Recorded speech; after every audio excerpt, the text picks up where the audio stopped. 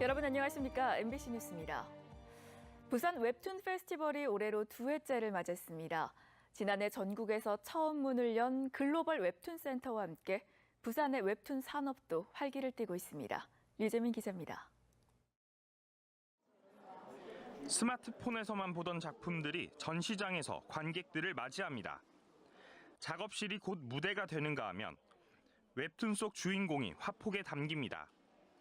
아이들은 미래의 웹툰 작가를 꿈꾸며 그림 실력을 뽐냅니다. 이번 페스티벌에는 국내외 100여 명의 웹툰 작가들의 토크쇼와 드로잉쇼 등 다양한 체험 행사가 마련됐습니다. 애들이 이제 3D 체험이나 웹툰 체험 같은 것도 하고 손으로 이렇게 그림도 그리잖아요. 되게 흥미롭게 재밌게 하는 것 같아요.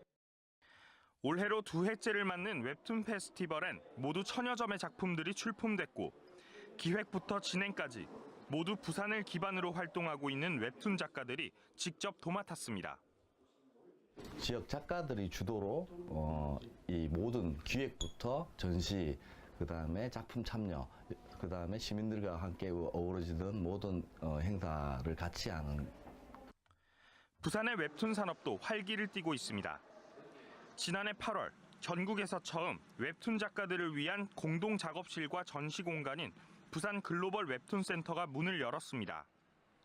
이 센터를 통해 창작된 6개 작품이 영화나 드라마로 제작됐고 10개가 넘는 작품들은 일본과 중국 등에 수출돼 매출액만 10억 원이나 되는 성과를 올렸습니다. 부산의 어떤 콘텐츠의 원천 소스로서 콘텐츠 산업을 키워나가는데 큰 역할을 할 것으로 그렇게 기대하고 있습니다.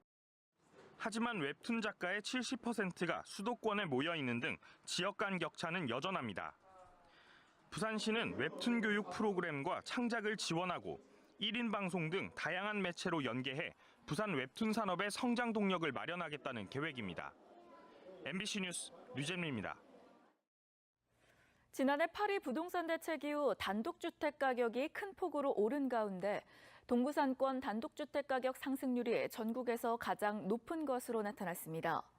한국감정원 자료에 따르면 해운대구를 비롯한 동부산권 단독주택 가격은 지난해 8월부터 1년 동안 6.1%가 올라 6.05%의 상승률을 기록한 서울 마포구와 서대문구 등 서울 서부권을 제치고 전국 1위를 차지했습니다.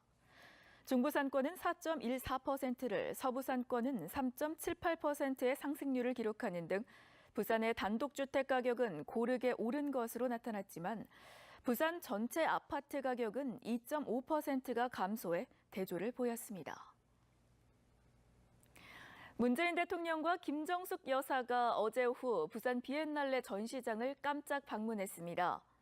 이번 방문은 대외적으로 예고되지 않은 깜짝 이벤트로 거제도에서 열린 잠수함 도산 안창호함 진수식에 참석한 뒤 특별히 부산 현대미술관을 찾은 것으로 알려졌습니다. 특히 대통령 내외는 최근 SNS에서 뜨거운 관심을 모으고 있는 천민정 작가의 초코파이 함께 먹어요란 작품을 집중적으로 관람했고 부산 비엔날레도 지속적인 관심을 갖겠다고 밝혔습니다.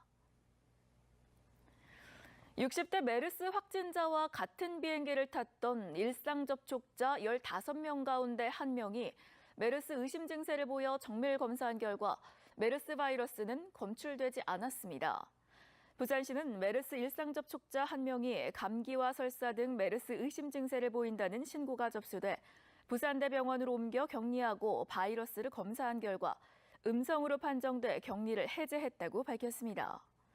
부산에는 메르스 확진 판정을 받은 61살 A씨와 같은 비행기에 탔던 밀접 접촉자 1명과 일상 접촉자 15명 등 모두 16명이 관리를 받고 있습니다.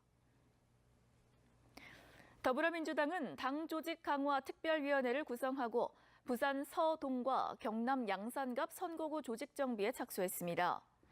더불어민주당은 최고위원회의를 열고 전통적인 자유한국당 강세 지역으로 이번 6.13 지방선거에서 서구청장 후보를 냈다 석패한 서동과 송인배 청와대 정무비서관의 지역구인 경남 양산 등 전국 14곳의 선거구를 사고지역위원회 정비 대상 지역으로 포함할 계획이라고 밝혔습니다.